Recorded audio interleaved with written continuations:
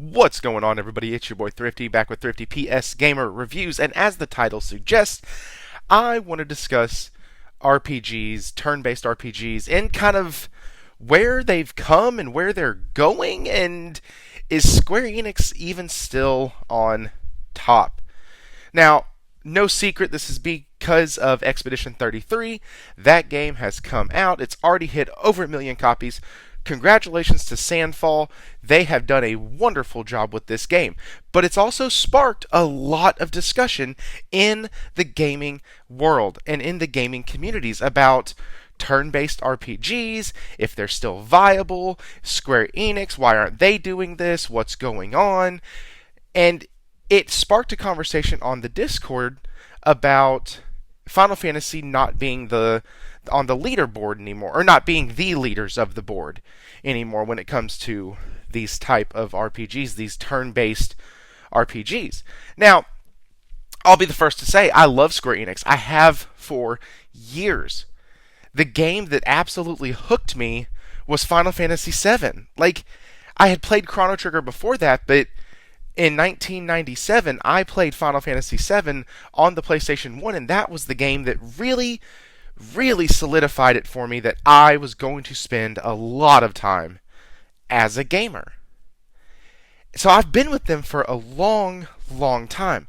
I know people who have been with them much longer, and whenever somebody says JRPG or even RPG, the first company that we usually reach for is Square Enix.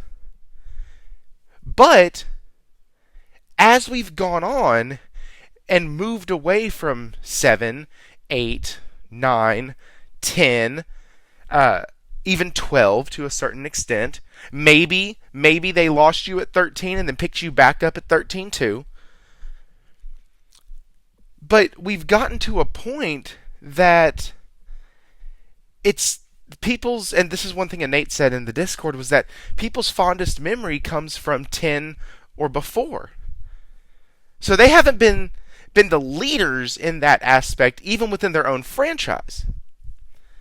But we also have games coming out like Metaphor that absolutely lit the world on fire. Then we have another game that just came out, which was Expedition 33, which has, like I said in the beginning, also sold 1 million copies already.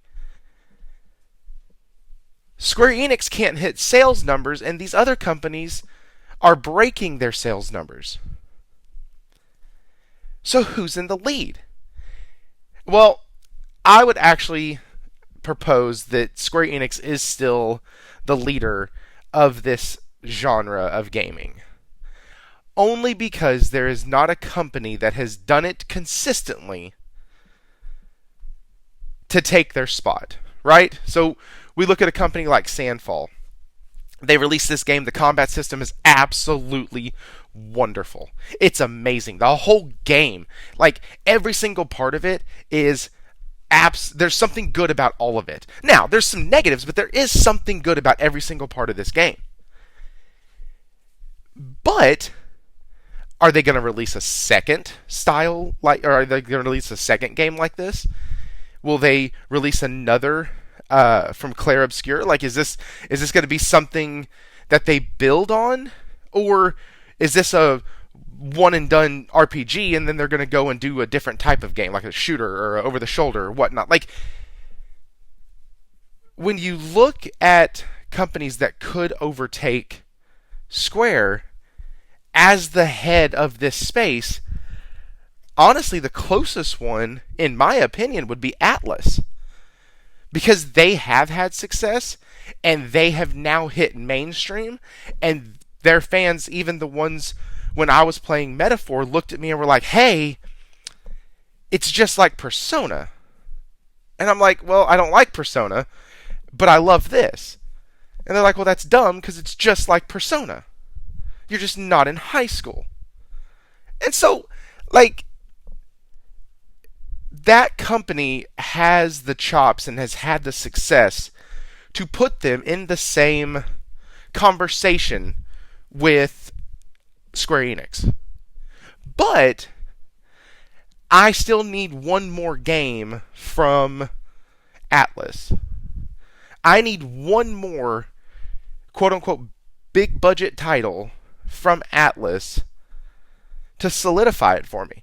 If the next mainline Final Fantasy comes out and it's hot garbage, and then I don't know, Metaphor 2 comes out, and it's phenomenal again, scoring in the 90s, everybody's loving it, there's all these praises going on, they found a way to upgrade a combat system, they found a way to do something else within the confines of a traditional turn-based game, like, whatever.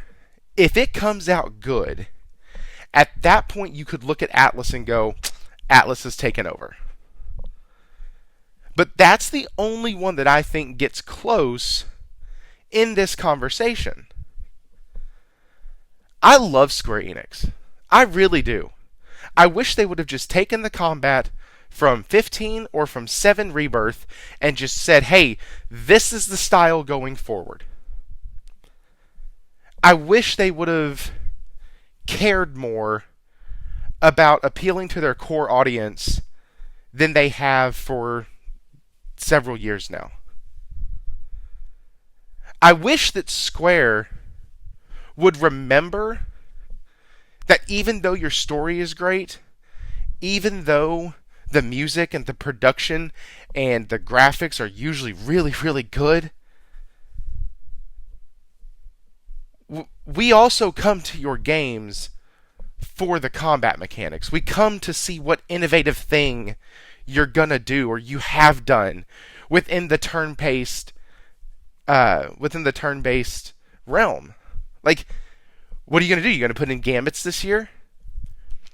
What are you gonna do? You're gonna give us a tracker on the side of the screen to let us know the turn order so we can be way more strategic with how we plan out our combats? What are you gonna do? Oh, you're gonna give me summons that don't actually matter. And I know they're not called summons. I just can't remember what they are.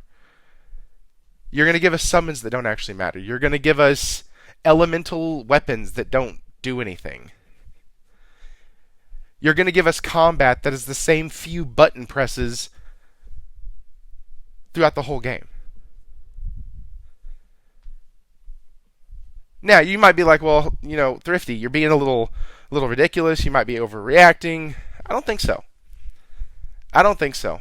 And I used to be the biggest shill for Square Enix. I could still be the biggest shill for Square Enix. All they have to do is hit a home run. That's it. And the company's done it before. But I just feel like Square Enix is just a shell of their former self. Their games have lacked passion and drive and direction. And once again, I know people are going to point out, well, Octopath. I get it. Bravely Default. Yep, I get it. These are wonderful titles. These people who play them love them. Heck, I'm playing Octopath Traveler right now, and I'm enjoying it. It's a game that I kind of hop back in, do a few things, and then hop out of because I'm playing Expedition 33 also. But it looks good. It presents good. It's a well-made game. The combat is fun. I feel like it's true to the genre. But there's so many things that they have done that go against. There's so many things that they have done that go against what I want to see from them as a fan, as a advocate. Sometimes when I have to deal with Persona 5 Royale is the best JRPG ever, like that type of stuff just irritates the fire out of me, and I go to bat for Square a lot in those arenas and in those circles. But this is one that I feel like the scales are being pulled back from my eyes because I'm starting to see Square Enix for what they are, which is not the company that I fell in love with back in 1997. it's not them. And that's hard. Like, when you see one of your favorite companies in the position that Square Enix is in, it sucks because we have a loyalty to these brands. Like, we do. Like, why do you think people are so hard defending Xbox? Because they can't get to the realization that Xbox is not who it used to be. And Xbox as a console is dying. But I'm over here trying to defend Square. I did it most of last year, most of the year before.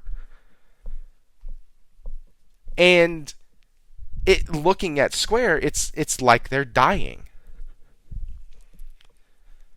It's like they're quietly exiting the industry. I don't know. Maybe that's too far. Let me know down in the comments below what you think. I had these thoughts this morning while doing the Discord thing with the Nate, and I don't know. Let me know. What do you think? Has Square lost its spot? If so, who do you think took it? Leave a comment down below. Thanks for stopping by.